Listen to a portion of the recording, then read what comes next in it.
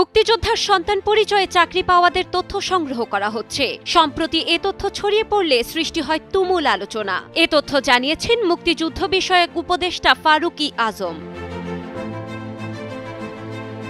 সোমবার ঢাকা রিপোর্টার্স ইউনিটিতে বাংলাদেশ মুক্তিযোদ্ধা সংসদ আয়োজিত এক আলোচনা সভায় একথা বলেন তিনি। বিগত সরকারের সময় অনেকের ভুয়া মুক্তিযোদ্ধার সনদ গ্রহণ করে নানা সুবিধা নেওয়ার বিষয়টিও এ সময় উল্লেখ করেন তিনি। তিনি বলেন, ৯০,০০০ সরকারি চাকরিজীবী আছেন যারা মুক্তিযোদ্ধার সন্তান পরিচয়ে চাকরি পেয়েছেন। তাদের তথ্য সংগ্রহ করা হচ্ছে।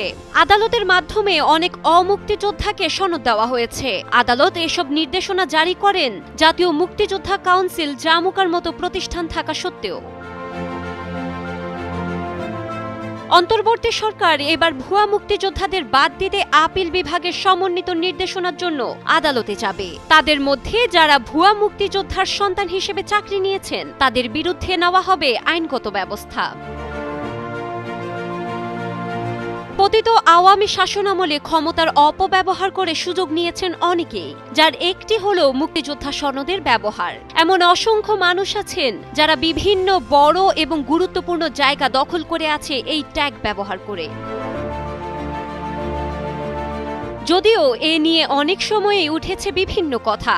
এর আগে মুক্তিযুদ্ধ বিষয়ক উপদেষ্টা ফারুকী আজম দেশের জেলা ও উপজেলা থেকে মন্ত্রণালয়ে এবং জামুকায় হাজার হাজার ভুয়া মুক্তিযোদ্ধার বিরুদ্ধে অভিযোগ জমা করেন। তবে এবার তিনি বিশেষ গুরুত্ব নিয়ে শুরু করেছেন নতুন অভিযান। বলেছেন, ভুয়া মুক্তিযোদ্ধা সনদধারীদের সন্তান পরিচয়ে চাকরি পাওয়াদের তথ্য সংগ্রহ করে তাদের বিরুদ্ধে আইনি ব্যবস্থা নেওয়া হবে। ২০২৪ সালের জুলাই মাসে কোটা আন্দোলনের মধ্য দিয়ে শুরু হয় গণ অভ্যুত্থান। ছাত্র জনতার তীব্র আন্দোলনে ক্ষমতা ছেড়ে দেশ থেকে পালাতে বাধ্য হন আওয়ামী লীগের সভাপতি শেখ হাসিনা। এরপর অন্তর্বর্তী সরকার গঠন হলে শুরু হয় অভিযান। অপরাধীদের বিরুদ্ধে নেওয়া হয় আইনি ব্যবস্থা। এবার অভিযান শুরু হবে ভুয়া মুক্তিযোদ্ধা সনদধারীদের পরিচয় ব্যবহার করে চেয়ার দখল করে বসে থাকা অপরাধীদের নিয়ে।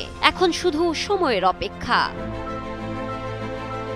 ডেস্ক রিপোর্ট, সময়ের আলো।